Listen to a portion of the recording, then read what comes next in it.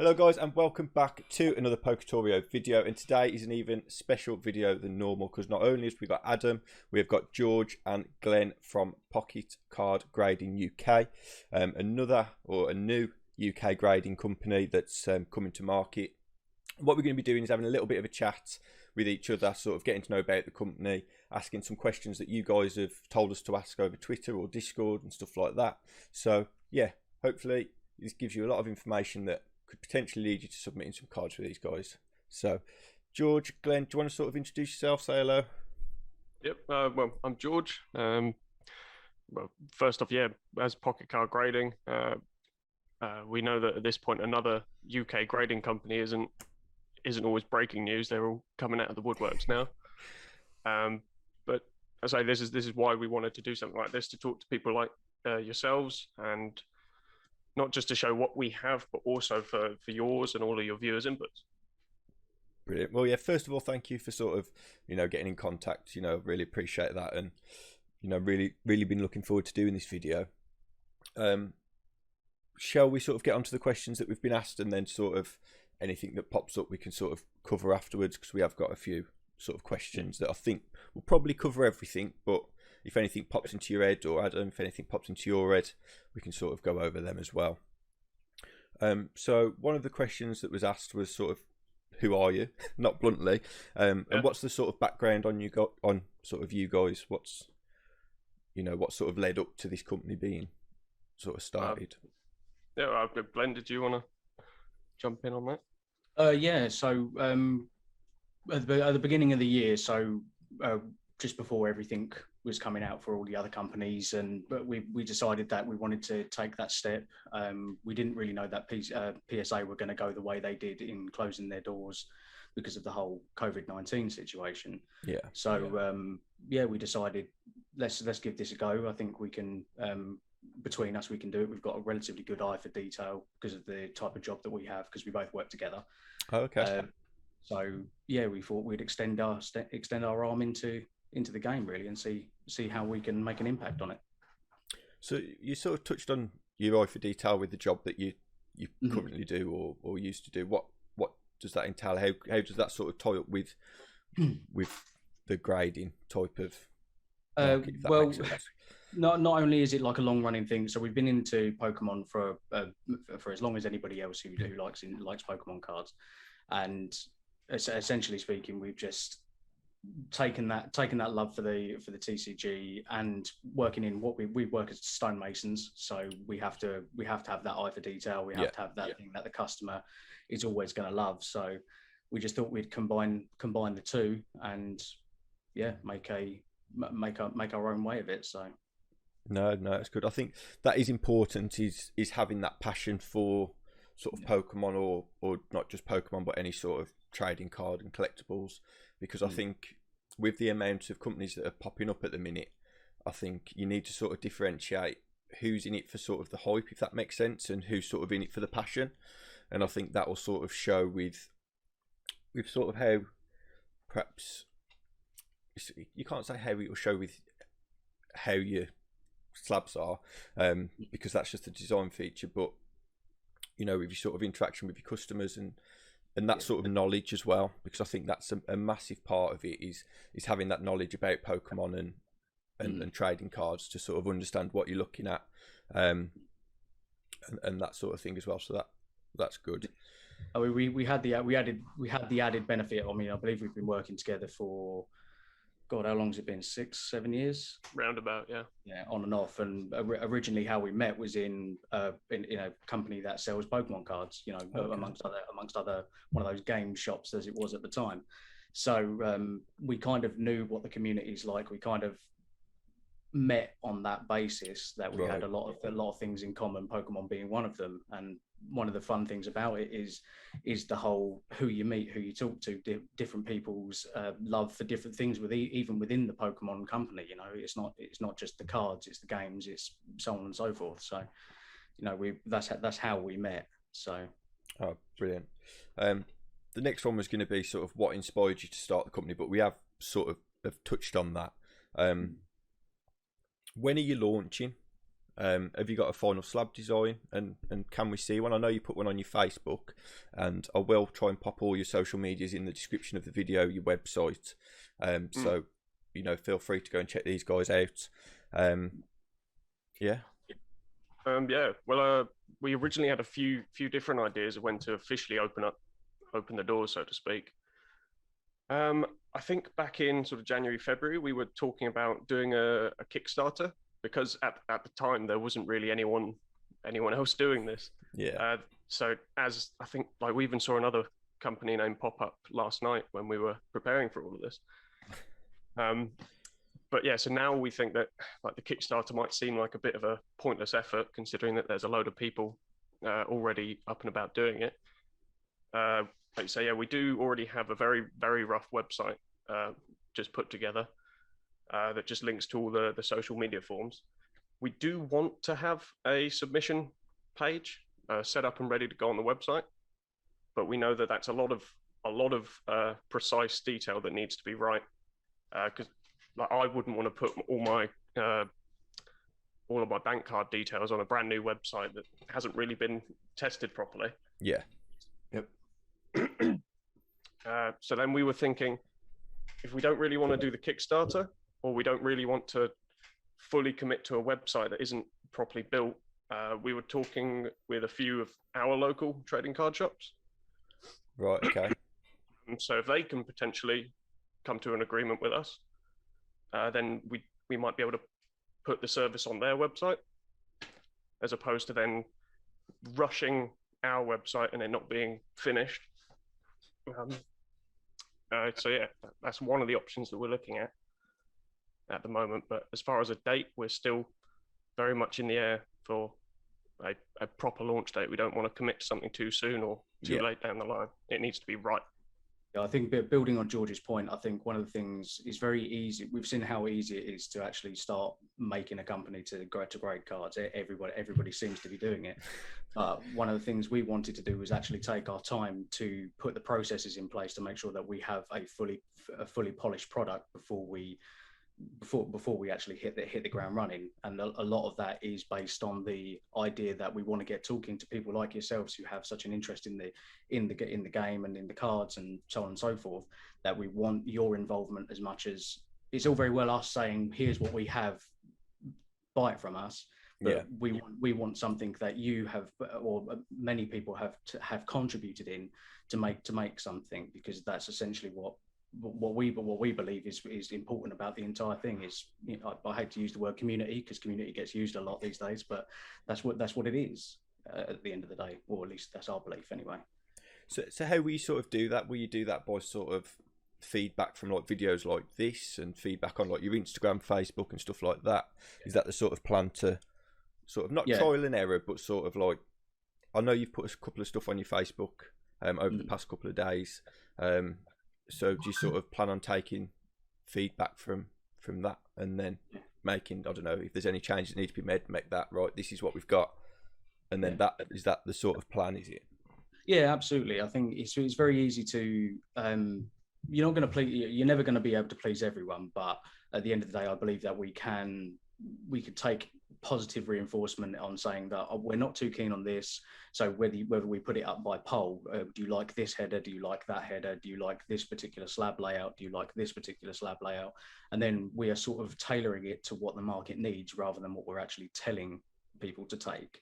It's some people we did a poll a little while ago saying that, do you like the PSA style slabs?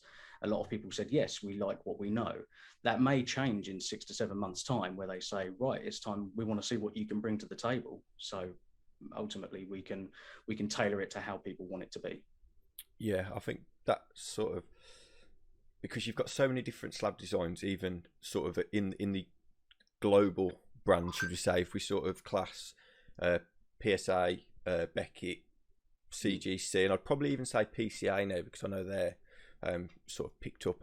It's been a weird year for grading, because everyone's shutting, everyone's putting prices up, everyone's changing everything. It's been a bizarre year, because I know a lot of people like subgrades. Is that, this was going to be a question further on, but Is that something you're going to be sort of looking to do, or will you have an option of, say, do you want subgrades for an extra £5 or whatever? Is that something you're looking to do? Because I know that's a big contributor in the sort of look and design of the slab, sort of incorporating those on the label. Is that something you're looking to do? Well, yes and no.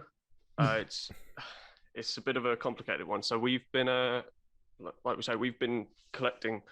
I've got a handful of PSA cards, like an old Superman cigarette packet card, and as much as I love, keeping the status quo we've had PSA as the leaders for a very long time. I think just together and discussing with other people, without trying to rock the boat, we do think there are a few flaws in how stuff is graded.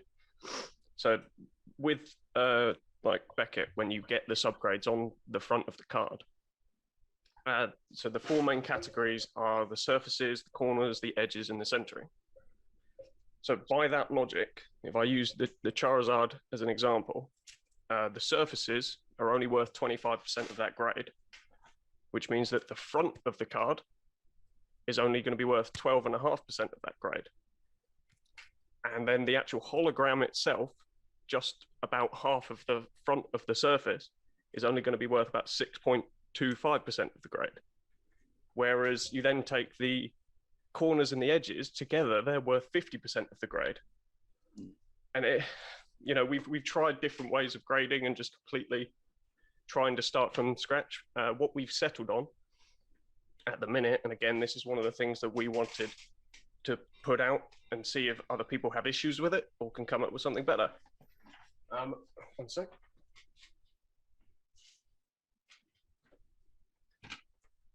So what we grade by, we have the front, the sides and corners together as a single grade, the back, and then the centering. So we've found that gives a much more even spread of the overall grade. Yeah. So it gives you the front and back as 50%, the sides, centering, and corners as 50%. So it's a bit more of a split of the overall condition, and also for the parts that are out of your control. From the factory, if the corners have been cut poorly, that's out of your control. The centering, that's out of your control. But yeah, we've tested that out a few times, and we're pretty happy with the results so far. No, that sounds. I wasn't expecting that sort of answer, if I'm completely honest. No, I weren't expecting that, but I like that. Like the concept of that. I think you're actually taking in everything on the front instead of just being like, oh well, it's a bit off center, but then they might miss like a little scratch or a print line. Like, I think. Oh, sorry. That's fine. But yeah, especially like with 99% of the cards that people are going to want to be graded are going to be holographic. Yeah. To me, the image on the front is worth so much more than 6.2% of the overall score. Yeah. That should be the main part, really. Yeah. That is the card, isn't it? Really, that's no one's really bothered about how many energies are used for like the attack. That's realistically they should just cut out the hologram and just stick that in, because that's all really anyone's bothered about. Also go as far back as the Neo Genesis set or Neo Destiny, and how notorious they are for print lines and all that sort of stuff on the holographic. We're working on the basis of you've got plenty of cards out there that will have defaults. How can that only be worth 6% of the overall grade? So yeah, we never want to be those guys that go, oh well, how you're doing it is wrong. We've tried it our way, and it seems to become up a little bit stronger with how we've graded. So no, I completely agree. I think the good thing from everything you've just said is like you said, you're not taking something that somebody else is already doing. You're not taking a set grading parameter or grading system. You're sort of coming up with your own, which in yourself gives it your own sort of brand identity and unique within yourself, because people can say, well, I can guarantee some of the grading companies that are starting or have started are going to go off the same grading criteria as, say, PCA and CGC, or PSA and PCA, because they don't do subgrades. which I've said I've said in a video before, if a company doesn't do subgrades, they don't sort of have to explain the grade they've given. If that makes sense. So that you have to sort of grade that differently. So say BGS and CGC with subgrades, they probably have to grade theirs slightly different, like you said, to incorporate the percentages of the marks, because they have to then show, right, well, you center into 10 but your surfaces are 9. And I was going to show a slab, but I'm not going to. If I see a card with a surfaces as a 9, I'm instantly like, where has that got a 9? Yeah. So you're constantly looking on the surfaces, whereas, which, I like subgrades because I like to know. Yeah. But, I've got cards that haven't got subgrades, slabs that haven't got subgrades, so it's not the be all and end all. I think everyone will have their preference, like you said. You can't please everyone. But yeah, no, I'm sort of happy that you've sort of said we're doing it our own way. This is how we're going to do it, and sort of making it your own little system, which I think brings a lot of value to any company that that's going to do this. I think being different. We've also one of the other things we have, I believe George was just reading off of one of our sheets, is that the actual sheet we use is a template for how we grade. So that the QR codes that are actually back on the back of the slabs, that does take you to the breakdown that we are working on. So where we've got a template to say this is where that particular mark is, or that's where something is wrong, so that the customer can go and actually see what we're referring to. So we're not having the subgrades on an actual slab, but you can go and find that information to say, look, we are being fully transparent here. Have a look and see where we found the problem, so you're not guessing, because once it's in a slab, you can always say, oh, I can't see that particular thing. And yeah, there's a perfect example there. So that is sort of like if you've ever re-slabbed a card with PSA, they send you a little slip on your slab with, it's not that, but it's sort of all they do is just draw a circle on the mark where they say, right, well, this is why it hasn't got a regrade. Will the customers get a copy of that, like a paper format of that, like a certificate of authenticity with, this is the information of the card, this is what it got the grade? So that one will be just on the back when it's scanned on the QR code. We were looking at getting some certificate, like paper made, actually at like the same size as the graded slab, so they can fit in with the sleeve quite nicely. But yeah, in terms of that, it would probably be a lot neater and much more detailed than that. That's very much just the rough mock-up page for the first few ones that we've tried. But yeah, that's something that we are looking at doing. I like the that one though, because it's like, it's legit. It's as if you've literally put the paper down and you've, you know what I mean? It's like straight from while you're working. That's how it looks, and I think that would bring it more like with the authenticity. Yeah, we can never promise neat handwriting. That's fine. I know that feeling. But I say, as far as like that's the subgrading is how we get to the final grade. On the actual, let me just pull one of them up quickly. So this is the first proper prototype that we had made. One of the things that we are still changing about is the text size, the location, and the amount of detail on them. It's up in the air whether people want like a PSA style, all the information crammed in at once, or something just a little bit more minimal, so that then all the information can be found after you scan the QR codes on the back. So yeah, the actual grade on the slab itself doesn't include the subgrades, but we do have that information available and ready for people if, as and when they want it, really. Oh, no, that's nice. So is that sort of like, this is your first prototype, so this is, people watching this video, this, that way, is sort of what you what can it could be. Yeah, what it could be, what you can comment on, and you know, if you leave any feedback in our sort of comments on this video, I can email it across to you guys, not a problem at all. So, you know, what are your thoughts? What leave in the comment section down below what you think, what you like, what you don't like, what you change, what you wouldn't change. Stuff like that. Yeah. We invite it, because this is the thing.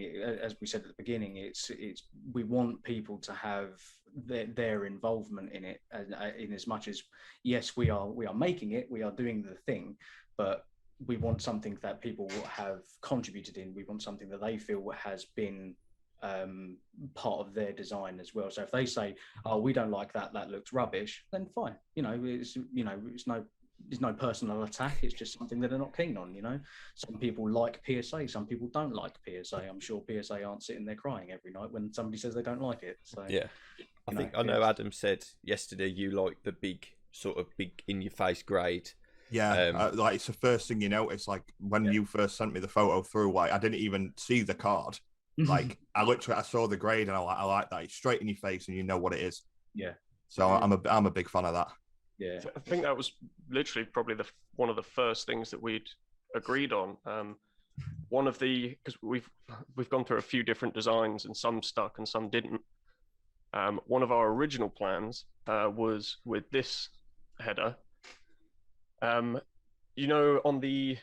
Did you see on the photo that we had before we have the holographic label on the back of the company name? The original plan was to have holographic labels of each of the graded numbers, because we thought, we want the number to be the shiny collectible that we value, just like the shiny card. It did get a lot less practical to manage something like that, and then bulk ordering like 10,000 stickers of number 1, 10,000 stickers of number 2. But again, that's something that's up in the air. If that's something that really would make people happy and stand out, we'd definitely look back into it. I think I really like that, the one you've just shown. I think if you could sort of get a sort of an easier way or more practical way of sort of mixing the two together, I think you're sort of onto the right track there. I think the sort of basis from the actual prototype that you've got, and then that one as well, if that was to tie them together, I think you're sort of onto a very, very good track there. Of it's not in your face, but it's not simple. I've saw a couple come up, and even like your PCAs, they're very, very simple labels where there's not enough information on them. But then some people like simple and basic, and some people it's difficult. I do sort of feel for you guys and anyone else that are sort of stepping into this market, because you're going to come under so much criticism for your slab design, how you grade them, who's grading them, who you are. I sort of got shot in the foot for it myself, where I did a video on a company and asked a few questions that people was asking, and once you get to know the guys and you sort of see the product, and any sort of perceptions that you had sort of go away. So what I would say to you guys is, and I've been speaking to these, it's like any criticism you do get, any sort of skepticism, just sort of take it like water off a duck's back, because people will come around. People don't like change. I don't like change in whatever sort of style of life. So when people come to the market and try and take away what they're used to, it is going to come under some sort of scrutiny. But that strange, isn't it, how like the UK market has been crying out for like to have this all these, a grading company, and now all these have come out and there's so much backlash, and it's just like there's never a winner, is there? Yeah, I mean, when we started it, we knew full well that we wouldn't have the same like clout as PSA have, but on the same token, we welcome that, because realistically, if it was that simple, then we'd be swamped by submissions the way they are. We wanted it to start off small, like the original plan before the floodgates opened up and everyone was doing it, was just to start off at our local card shop. They host Yu-Gi-Oh contests, Pokemon contests, and Magic contests every week, and we wanted to go in and say, look, can we offer as first place prize, the winner gets to put away one of their cards. Just start off like that. We, as much as it's ideal, we'd all like to start a business and run it. We knew that this would be fun for us, and it could develop into something more. But yeah, it has definitely had a bit of a snowball effect. We didn't want to get buried before we before we even started. And like you said about where there's so much criticism now, I think ultimately the proof is going to be in the pudding, that people are going to be able to spot the types of people who are just jumping on the bandwagon, because it's so easy. You know, it's no secret that everyone's just bulk buying these slabs from China. You know, we want to change it up a bit. We've already been in touch with, I think, three different injection molding companies who can make alterations to the pre-existing slabs that are about, if people just want to keep the same shape, or if they just want a completely fresh design. I think Glenn mentioned earlier that we had, back in January, February, tested the waters and showed people some pictures and said, which would you rather have, be it a PSA style clone or a brand new shape? The general consensus was PSA clone, but now that everyone and their nan's doing it, maybe they would be more willing to see something different. And I think this one on the right was milled from acrylic. It's a little bit shorter, the label's a lot longer. You know, that one didn't get nearly as much positive feedback as the one on the right, the left. But you know, they're all things that, how can we be different? You know? Yeah. That goes on to this next question, really, then, doesn't it? Because we were discussing one, and obviously we were talking about how the market's becoming quite saturated now in the UK. What other things would you be doing differently compared to like the other companies that have just come about, and even like compared to like PSA and stuff? Is there anything different that you've not seen anyone else do? Yeah, well, first off, like we said about the actual grading process, you know, I do think everyone is falling into the trap of, you know, PSA and Beckett do it this way, let's do it the way they do it. If you run your business like that, then ultimately you're going to forever be in their shadow.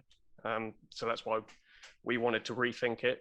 Maybe we're completely wrong and we'll fall flat on our faces, but you know, we'll never know. And ultimately we don't want to be just a copy paste company like that. The other thing that I've had, like, I'm not trying to cast shade on any of the new startups, because I'm sure we'll get the same sort of treatment. I think that having a company, especially where authentication is a key part of it, that whole point is made null and void if you can't protect your product from any type of copying. So first and foremost, the slab.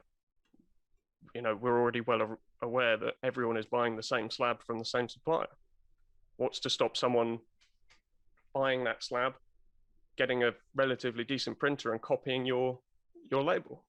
You know, so starting with the label, if I share the pictures, because they're a little bit more detailed. Is that where the holographic square, you know, on the back, is that the sort of thing that protects from sort of copying and fakes and stuff like that? I know it's sort of difficult to say fakes at this point, but yeah, I mean, you know, in future, is that sort of protecting yourself from that sort of stuff? Yeah, 100%. I mean, so yeah, the hologram was discussed from the very beginning, be it as the number or just on the back. That alone is a massive way of stopping someone from replicating your product, because in so many years' time, you know, touch wood, it's not us, but some of these grading companies might fall off the map or just don't want to keep up with it. So if I, in, you know, 5 years' time, buy, just to use their name as their one off the top of my head, if I buy a Perfect 10 Nido King from Get Graded and I buy it on eBay, looking at their packaging, their header, their slab, what guarantees me that that's from them?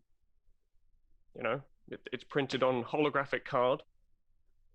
You can buy that from most like arts and crafts supply stores. Okay.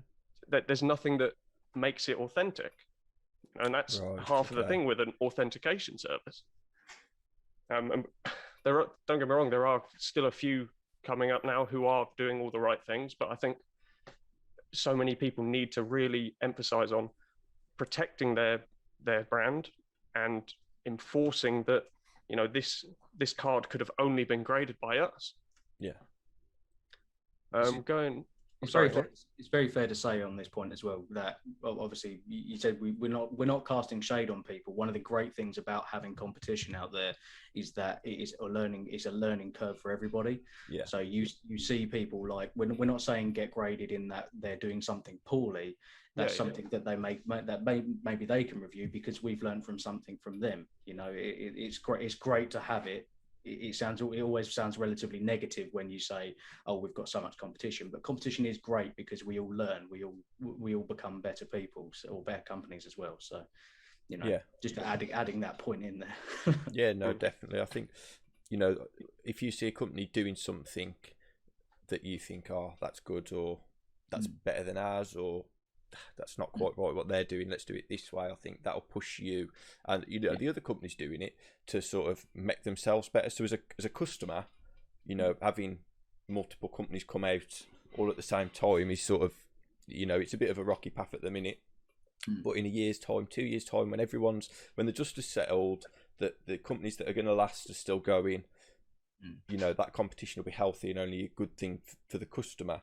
I know we're very, very early in the process, but prices and turnaround times seem to be a massive, massive sort of thing that I'm having an issue getting my head round with as a customer, sort of seeing, you know, one company charge £9-10 a card and then a customer charging £24 a card. What are your sort of prices and turnarounds are going to be? Because I think that is a big thing for customers, is right, this is the price. Because, you know, if I've got to submit 5 cards at £30 a card, even as a new company, I'm reluctant to do that until you sort of up and, you know, if you're at sort of PCA, CGC, and you're charging that price, you know, people will pay them prices, especially if you're a UK based company. The turnaround times aren't a year and 6 months waiting for your Charizards to come back. You know, so how are you going to sort of base your, obviously I'm not asking you how you're going to base your pricing, but what sort of side of the market are you going to be on? Are you going to sort of start off on the lower end? You're going to start off on the higher end? What are your turnaround times going to be? That sort of, what can we expect as a customer from you grading our cards? Well, I definitely think so. One of the startup things we are looking at doing is what's called the founders set. So you've got, with the first 1,000 cards that we're going to produce or grade are going to be what are considered the founders. So these are people that are taking an interest and putting something in, and we consider them founders of the company as much as ourselves. Those first 1,000 cards we are looking at doing at cost, rather than fixing a price that people can that they just see. Up until then, it's up to review. We'll be around about the £20 mark, roughly, give or take. It's hard to say, but the first few cards will be at cost, in a way to say, look, this is who we are, and we want to get your name out there and stuff like that. Yeah, you are all as the founders of this company as much as we are, because this is something you are taking as much of an interest as we are. So that's something we definitely want to do. So, will you have minimum orders? Like, you have to submit. You can only submit 5 cards. You can't submit any less than 5 cards, or any less than 10 cards. Because I know some companies, like PSA, for example, for their bulk submission, for their lowest price, you have to submit 10 cards. There's companies coming out in the UK where you have to submit 5 cards, but the price is higher. So is it sort of getting that balance of right price, right submission status, right turnaround times? I imagine there's a lot to go into it to sort of say, right, this is what we're going to charge, this is what our turnaround times are going to be. Yeah, you know, I can imagine it's a lot.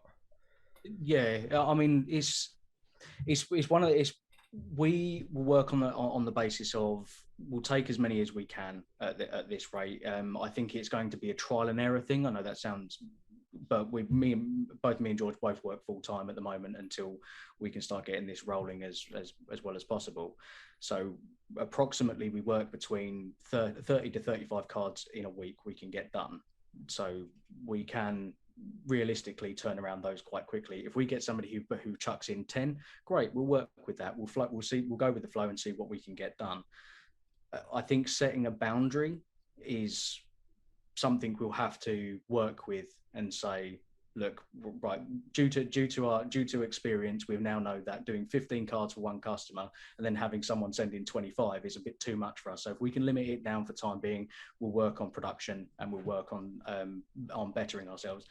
One of the brilliant things about this is being transparent enough to say to the customer, look, you know, give us some time, we'll work with you, you work with us, there we go. And then we sort of work in harmony with each other, rather than saying, oh, only give us 5 cards and we'll see, and we'll get those done. It seems so as opposed to having a lower limit, yeah, you potentially set a higher limit, so you can only submit 5 cards, or you can only submit 10, as opposed to you have to submit 5, you have to submit 10.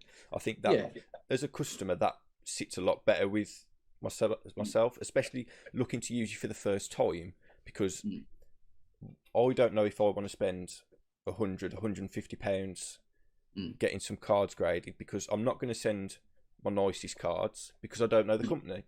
So then, do I want to spend 100, 120, 150 pounds, you know, submitting, you know, 5 ball guys from Shining Fates? I don't, but I want to try the company. So I think that's very limiting in senses, especially from, I always try and see it from the customer's side of view, because, you know, essentially we buy everything. You know, any grading videos that we've done, we don't get anything for free. You know, we're not that great. So we always look at it from a customer's point of view, and I think that does help with our sort of review of you guys, because we're paying for it. We're doing what everyone else is doing. So when we see sort of limitations and prices, we always think like, right, how do we feel about that as well as everyone else? So, you know, yeah, definitely. I think it's very easy to say we know our work schedule. We know what free time we have to put into doing this. That doesn't mean that we should set limitations on the customer. That's our problem. We'll deal with that. In the meantime, we'll work on the basis of, look, we have an exceptional amount of orders. We're just going to say, right, from now on, this is where we'll work to, and then hopefully people will be able to see that we are working alongside them, rather than dictating the service, if you know what I mean. We'd rather, I mean, in an ideal world, we'll take 500 cards on our first order and we'll work through them and take 3 weeks off of work. You know, it's that's the ideal. You know, that's just not realistic. We'll rather say, look, send us what you can. We definitely want to get this going. If we reach a point where we are taking a bit too long, then we'll say, hey, look, we've trialed this out, you know, it's not working. We'll go back to the drawing board. So it's sort of like a soft launch, initial launch, sort of like your tester periods, to sort of get them going. One last question. I know you mentioned it slightly earlier. Will you only be grading Pokemon cards, or will you do the likes of Yu-Gi-Oh, Dragon Ball, Magic, Digimon, and stuff like that? Because I know they're very different in the card design, but I can imagine them types of trading cards are very similar in their approach, especially if you're making your own grading scale, because somebody else isn't dictating to you how to grade a card. I know like sports cards and stuff like that are completely different, because, you know, the designs are completely different. So is it something you're going to be doing, offering different types of TCGs? Not at the moment. We don't have any plans for that. We did all this because we have vast Pokemon card collections that we are very familiar with. I think it would just come across as a little bit disingenuous if we say, we will take all types of cards. I mean, you could still examine it under the condition and the quality, but I wouldn't be able to tell you a fake War Greymon card from a real one. You know, so at the minute we are solely Pokemon. That was part of the name with the pocket cards. I did guess that from the pocket. I thought we thought it was a little bit subtle and still sounded pretty nice and not too on the nose, being Pokemon. But the guy who's helping us build our website, he is a UK Magic tournament player. Okay. And he has expressed interest. At the minute, he does have a full-time job as well, but he has said, obviously, if as and when the need arises, he'd be more than happy to step in to sort of take the helm on the Magic side of things. So it's all about that sort of not running before you can walk, but the avenues that open up down the line are sort of endless, aren't they, with what can be achieved once you get the principle of your company right. And there's so many different paths that you can take. I think it's better to get one sort of right and get that customer base, because I mainly collect Pokemon, but I do Yu-Gi-Oh, I've got Digimon, I don't do Magic, but Dragon Ball cards. So if I can get one company where I can start off submitting my Pokemon cards, but then down the line as a customer, it makes life easier. But I'd rather send cards off individually if it meant getting the cards right and get it done properly, as opposed to we grade everything, send it all in. I don't know what a legendary collection Slide for the Sky Dragon is. How do you fake that? You know what I mean? I'd rather have someone grading my card know what they know than send off to random stuff. It's very fair to say as well that although it's a no for now, that's never closing the door for these things in the future, because we are aware that people that we meet will bring something different to the table, because obviously we are going to want to expand and bring as many people into this company to be part of this as we can. So if people come along with a massive interest in Yu-Gi-Oh, they know everything about Yu-Gi-Oh cards, then great, we will work with that. If you know things about Magic, like our website designer, if he wants to get on board with that, then we can get on board with that. It's not something we're planning on doing, but if it goes that way, hell, we'll give it a go. It's just one of those, like George said, it's at the moment, with neither of us have been into Magic cards. So if I get a Magic card, I'm going to say, yeah, that looks by the standards of a Pokemon card, this is great. Yeah. But that could be I hand it to someone who deals with these things day in and day out, and they're going to go, are you serious? Yeah. It's one especially of those with how many fakes are on the market. I mean, exactly. Especially if you look on eBay. I mean, I like to go on a little eBay hunts. So does Adam. But there's so many sort of fake cards that are believable. It's not like when you was a kid and your Charmander would have like holofoil everything, and you could tell it's a fake. You're getting sort of holographic fake first edition base set Charizards, which is the main one. But then you're also getting Shining Gyarados, Neo Lugias, Neo Ho-Hos that actually have a holographic label, but are fake. Now, I didn't know you could do that, but apparently you can.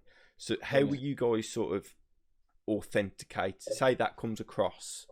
Are you guys sort of prepared to know what the ins and outs are to look for in that instance? Because I think that is something a lot of people will try. We've definitely barring the the obvious, like unless you get that extremely good one, then we know what we're looking for. It's not to the naked eye, it's not obvious, but you can see where certain things don't transfer quite correctly. But that is barring the genius out there who has stolen the secret formula from the Pokemon company and has made a card almost exactly the same. But I think the chances are relatively I mean, one of the things that we did a little while ago, I think it cost me £40. There was a guy on Etsy who claimed to be the UK's best Pokemon card forger. And right, okay. I bought one of his first edition Charizards, and at a quick glance, it's not terrible. But I say under the microscope, there are really like obvious key things, especially where we've been practicing on all of our spare cards.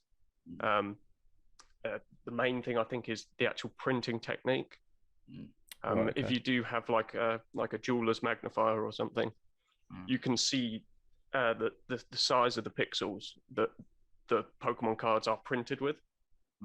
Whereas the fakes tend to actually have a much higher or more densely packed line of pixels. That was one of the first like dead giveaways. But yeah, I mean, we've been buying fake cards to really try and test us. But yeah, no, it's definitely something that we're way more confident with.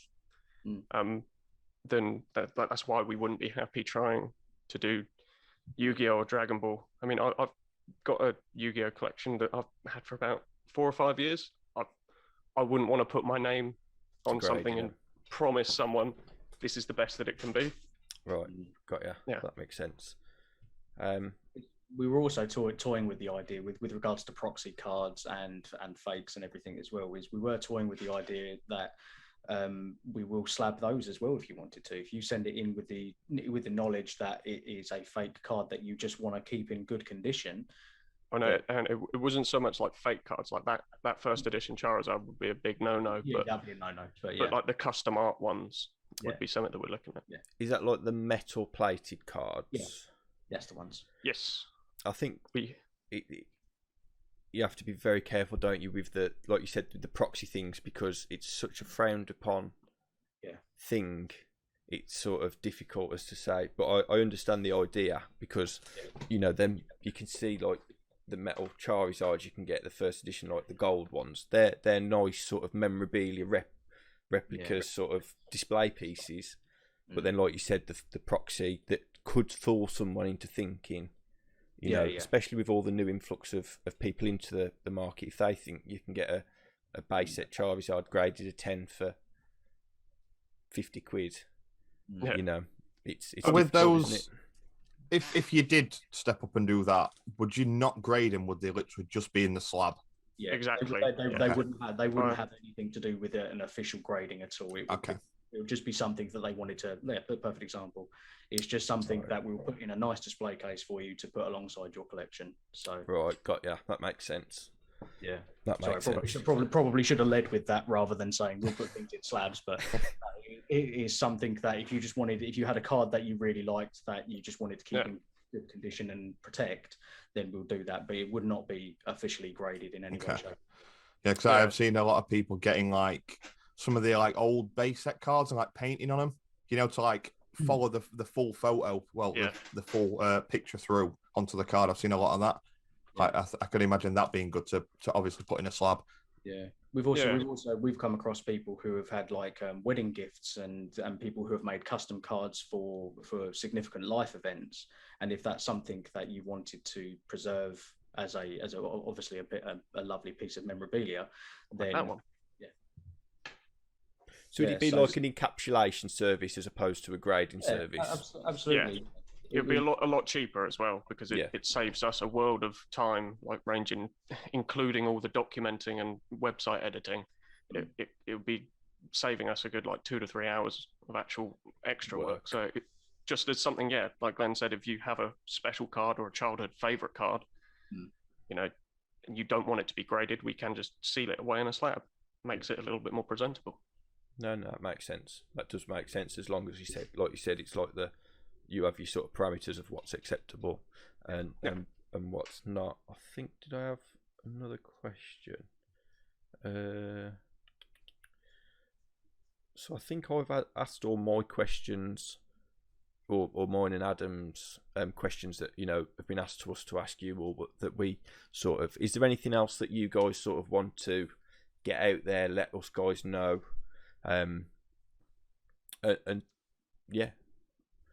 Anything like that? I did want to just expand a tiny bit on the labels. Brilliant. That we're using. Pretty much all the things that we have brought up and discussed, we are going to be creating polls on the subreddit, or even we might add them onto Facebook as well, because more people are on there, I think. Literally just everything that we've been showing is still up for conversation. If people really want to see more of one thing or another, that's fine. If I can just share this bit on the label, going back to the authenticity side of everything, to sort of protect. So if someone sends in a card to be graded, and we want to be able to promise people that this is from us and that it will retain its authenticity over the years. The actual label itself, if you can see that slight watermark printed on the back, those are going to be updated with every new catalog code that's used. And the catalog code on this one is the F. So the F is representing the Founders series that we're planning on launching with. The actual border around the outside, while it's still, again, up for debate if people do or don't like it, we didn't want to do like a solid color because, one, that's way too similar to PSA, and two, we're quite invested in the whole black and gold theme that we've started with.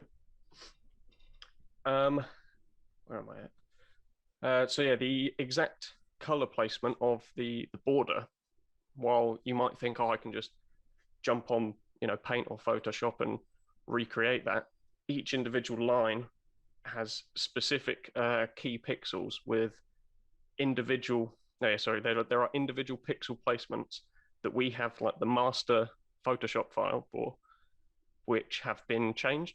So short of cracking open a slab and actually scanning it in, you're not going to be able to replicate that border perfectly. So if ever anything comes into question about, oh, is this card from PCG authentic?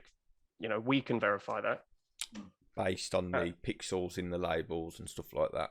Yeah. So you are sort of investing quite heavily into the security side of it, because I know people are concerned about that. So it's good to see that you are taking. I didn't know that.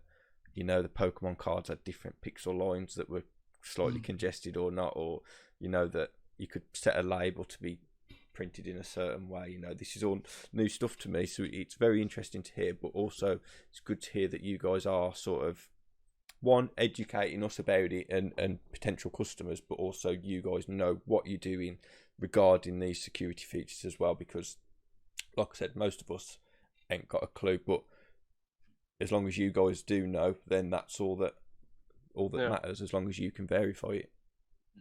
Yeah, that's one of the bits that I think is important, is not only shining a light on, what can go wrong, but also just sharing stuff that should be like, common knowledge for people who want to invest in it.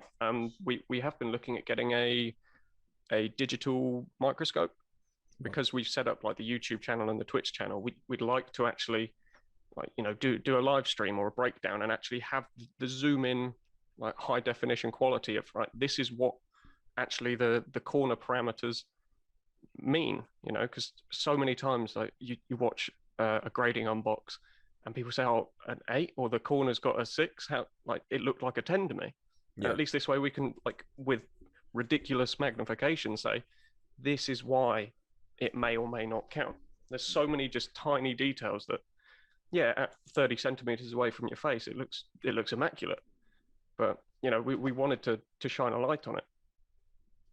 No, that's good. That's it, like I said, it's all stuff that's new to us. So all these sort of, I think the live stream is, a brilliant idea. I'd be more than happy if, you said to an option, do you want your card graded live streamed, or once a week we'll do a 2-hour live stream and we'll grade 5 cards, or however many cards you can fit in that time scale. I think a lot of people will have a lot of interest in that, because they're seeing it through your eyes, they're experiencing how you grade, and I think that could only be a positive for you guys if you're saying, like, right, this is why we do this is why we do that. Yeah, from here it looks like a 10, but if you turn it over, have a look here, this is why we've marked it down. I think that would be invaluable, especially from a customer's perspective, because it shows you know what you're doing. And like you said, any doubts, if you say, right, well, yeah, look, come and watch me do it, and then make your decision, as opposed to writing us off. I think that'd be sort of invaluable. Yeah. One other thing, sorry, that I think we missed over when we were talking about the actual subgrades and where they're going to be kept. We very much took a leaf out of Beckett's book, because by doing the grading the way that we did, with the fronts, the back, the centering, and the edges and corners, we found that it's still possible to, like, get 3 10s out of that and then a 9, which would then give the overall score a 10. So obviously we wanted that full house perfect 10 card. So with the labels that we've shown you, again, it's still up for debate whether we include the 10 or the 10 plus is what it's being labeled as for the time being. So that's the normal 1 through 9 order. The 10 to 10 plus is the black label. So there's a lot of inspiration there, but we're still keeping in theme of our black and gold design. We've toyed with the idea because of how like we've graded so many in preparation. It's so hard to get the 10 plus. Like we've got a few 10s that have come through, but obviously that could be 2 10s in the grade, a 9 and an 8. You know, there's other, you can still hit that 10, but we wanted something a bit more special for the perfect 10. And we've toyed with the idea of even getting like the label as engraved metal, or you know, anything that gives it that real extra, premium. You know, the premium look and feel. It's super hard to get. Yeah, I think that's a good point actually, because everyone wants that perfect card. Like, you know, you can get 10s, like you said, that aren't perfect. You can see it's not perfect. But if you've got that card, like everyone wants a black label Beckett, label Beckett. Everyone wants one. So I think adding that premium feature, it's sort of like a chase card in its own. Right, I've got the card I wanted. Now can I get it as a black label, or you know, a 10 plus, or however you decide to sort of name it. We did also want to make something of that as well. So we know from personal experience, and you guys probably know as well, that getting a perfect 10, especially for Beckett, I mean, there's plenty of 9.5s, but seeing a 10 is rare. So what we wanted to do is that on a yearly basis, we were toying with the idea of putting everyone into a pool and saying, look, you got a 10, so 10 plus, well done, congratulations, you're in for it. You're now entered into a pool where we are doing a prize draw. Okay. So we haven't decided the prize yet, but it'll be something special, and all those people will be put into a running to actually get another 10 plus card maybe, or something that we can give back to them. So not only is a 10 plus just worth having anyway, it's worth having because you might win something more as well. So just a little bit of a give back on congratulations, you've got a 10 plus, and we want to congratulate you for that. So that is something we are working with the idea of as well. Sort of like his little own exclusive members club. Yeah. We know they're so hard to come by, and it's one of those. It's a bit of a game to try. It's our own way of saying, look, here, let's have a bit of fun with this, and we want to give back to the people who A, take very good care of their cards, and B, are just giving them something to be excited about. You know, it's not only the card these days. It's having slabs themselves has become as important as actually having the card that's in them. So I think we definitely toyed with that idea. No, sounds good. Sounds good to me. Adam, have you got any more questions for? So, would you be right? Let me try and figure out how to say this without sounding wrong. So, like, just say you guys have got some cards that you want to grade. Would you be grading your own cards, or is that a thing that you're not going to do? We kind of already have done some of our own cards. One of the things that we have promised to ourselves is that there is no favoritism with regards to cards. We will grade everything with as much scrutiny as we would somebody else's card. So yep. Trust me, it was very easy to sit there and say, that's a 10. What the hell? But that's not honest. We want to be. It doesn't matter if it's our card, if it's your card, if it's a friend of ours cards, if it's a family member's cards. You get the same treatment and we've done exactly the same with ours. Trust me, we tried to find 10s that we thought were good, and trust me, they weren't. You know. You can't take away from it, because that's the point of being transparent about it. Is yes, we are in charge of the grading, but that does not give us any power at all. We are just the guys looking at it going, that's the perfect 10 year after. This isn't quite there. So yeah, okay. Absolutely. Cool. I mean, you can see back on the grading sheet for the Charizard that we'd done, where that every grade obviously has to be double checked by the other person. More often than not, it's the second go over that people find more imperfections. That's why we then have the red Sharpie to mark on the little diagram of like, this is here, and all of that will be on the website. You know, I mean, we're in no major rush to be grading our own stuff, because what good is that? We'll just be patting ourselves on the back saying, oh, I'm glad we started this company, go me. But, you know, and in an ideal world, once everything gets going, we won't really have time to be toying about with our own ones. When do you think the first sort of, you know, because I was thinking in my head, how can we sort of keep this going? How can we sort of keep in contact with you guys and, you know, giving you feedback, getting responses from people? So, you know, in my sort of head, if it's okay with you guys, is we sort of have another video in a couple of weeks or 6 weeks, whenever you've got like a design that you're happy with, or, you know, that, you know, something physical we can touch and feel and have a look at, and then, you know, perhaps another feedback video, and, you know, when you say, right, we've made these changes, you know, another video like this, for example, and, you know, sort of carry on with you on this journey, because, you know, it sounds really exciting, and I think it's something that, you know, I want to keep up with on a personal level as well, and I think it'll be interesting for people to be able to sort of follow that journey as well. So when do you sort of think we can sort of, you know, get our hands on something, or we can send something into you, you know, at cost, or, you know, we never ask for things for free, we can sort of pay our way, and sort of get sort of a feel for how you're going to grade and stuff like that. Well, a lot of it is we should have another like video chat with some other people soon. We're just trying to sort of very much get our name out there, invite people to the conversation on the socials, and once I'd say everyone else is happy, ultimately, we'd be happy to commit to something, because I think the worst thing we could do is commit to a design or something and then change it down the line. Yeah. Because then you've just upset all the other people who have already invested, you know. So we're in no rush. We were a little bit worried a month or so back with when everyone was popping up saying we're doing grading too. But I don't think it's about who can get there first as such. We want to take our time. You want to get it right. Yeah. But on that token, I mean, I'd say, I don't want to shoot myself in the foot here. If we pencil in, you know, between 1 and 2 months, if we can get a good sort of community interaction, everyone agreeing and shaking hands saying, yeah, we quite like this design, we'd be happy to stick with it.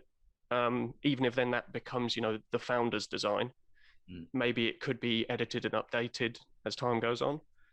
But I mean, if you two send us your, you know, favorite cards, or I say favorite Pokemon, because if we give you free reign of a favorite card, it might be a little bit hard for us to source. But yeah, we'll try and get some of that in. It'd be great if then we could host a live stream with a digital microscope and take you along the journey as like the first time outside of myself and Glenn, you know, showing you where the card gains or loses points, you know, and you could call us out if you think we're being a bit unfair or we're completely off the ballpark. You know? I think that's a brilliant idea. That is, I think that, especially before, you know, you launch, people, I can see what you sort of you're trying to, like you've been saying all along, you're trying to bring people on this journey with you and be as transparent and as honest as possible. So I can only sort of, you know, applaud you guys on that, because I think that's key to getting it right and getting that, again, you don't want to say community, but that sort of like that customer base, that sort of environment, we'll go with environment, that, you know, people can buy into and sort of commit to. I think that's very important. I can only congratulate you guys on that, because I can see it's something that you are trying to really push and base yourselves on. Yeah, it's definitely taken a leaf out of our history just as friends, where we originally met in a game shop where we both like Pokemon and all that sort of stuff. It is again, the word community has been saturated to hell these days, but it is one of those things that it is. We want to be there talking to people. We want to be there with you, for you. What do you like? And we'll bounce off of each other and come up with new ideas, come up with a new look, come up with this, and inviting you along to have a look at the process of what we go through, because we're not scared to say this is how we do it. And if you want to disagree, then disagree, and we'll work together on it. Disagreement is good. Nothing bad has ever come from adversity. It is, we invite it. And if we get lucky and say we got it right from the get-go, then pats on backs. We've done a good job. But this is what we want to be here for. We're looking at ideas like going to tournaments around the UK where we can meet people face to face when the whole COVID situation eventually tries to go away. Going to things like Comic-Con as well, having a booth at Comic-Con where people could come and see us, talk to us, invite people along to come and be part of that. It is part of the thing we didn't want this grading company to be, was to be a faceless business. We wanted people to be not only proud of what they have, but proud to be part of something that other people care about as well. So, yeah. Just bouncing off of Glenn, like we've always been the customer, and we're, again, not trying to cast shade on anyone else who's doing the same thing, but a lot of we've seen a few interviews and breakdowns of interactions with other companies, and we've said before, like, we've worked for these sort of people before. We don't want to just, we haven't been to business school. We don't know the key catchphrases to convince you that we're going to sell you the best service ever. We are customers, and we have an idea. We think customers like yourselves would also like to have an input. Why don't we meet in the middle and see what happens? Yeah, at the end of the day, we want the best as customers, so why wouldn't we give the best? And part of that best is about, look, we're being transparent. We're the face of this company. If you've got a problem with it, just come to me and tell me. That's cool. We'll work it out. It's just one of those things. It's about community. Unfortunately, to say it again, but it absolutely is. And ultimately, I think the grading of cards has become more than just grading a favorite card or an expensive card. Now it has become a thing where so many people are getting on board. Let's make some fun of it. It is. Yeah, I think we can do it with a lot of people's help as well. Yeah, no, like I said, I can only sort of congratulate, the right word, sort of praise you for sort of taking this approach, because I think you're definitely doing it the right way in sort of not rushing, not sort of firing yourself into the market, I think it's not going to be a race of who gets the first, who gets the most cards done. It's not going to be a case of who does it first, does it best. In that sense, I think the market's wide open. It's going to be wide open for at least a year, 18 months, and then you'll see some drop out. Then it'll carry on, and it'll, I can personally say I can see 3 or 4 companies. I think we've got about 8 or 9, due for launch or whatever. I can probably say we've got 3 or 4 that I can sort of see actually making it, and then you'll see them sort of take their own paths, because you'll all be different. You'll all have pros and cons. It's not going to be a case of who's the best. It's who's the best for the customer. I think that's the best way to look at it, as opposed to, oh, well, these grade it this way. It's all going to be completely different, and I don't envy you for being in the position you're in, if I'm completely honest. I'm quite happy to be this side of the table and sort of document it all and make videos on it, 'cause it's easy for me, whereas you guys, I can imagine it was a hell of a lot easier when we thought we were the only ones. Yeah, I can imagine. So as you can see, guys, that was PGC, the Pocket Grade Company, and from the answers that they're giving us, I think we can all probably agree that they have some strong ideas and beliefs on what they should be doing as a company. I was really impressed with some of the ideas and the answers that they give to some of the questions, particularly around their own sort of grading scale and how they'll be doing that on their own, as opposed to taking it from inspiration from others. But yeah, we will be keeping in contact with these guys. We, talking about showing some cards to be graded, how they do that, to sort of give you guys a bit more insight as well. So if you're not already, press that subscribe button to follow along this journey with us. Quite excited to see where this goes. And if you did enjoy this video, give it a thumbs up, because that would really help us out. But yeah, thanks for watching again, guys, and hopefully we shall see you next week.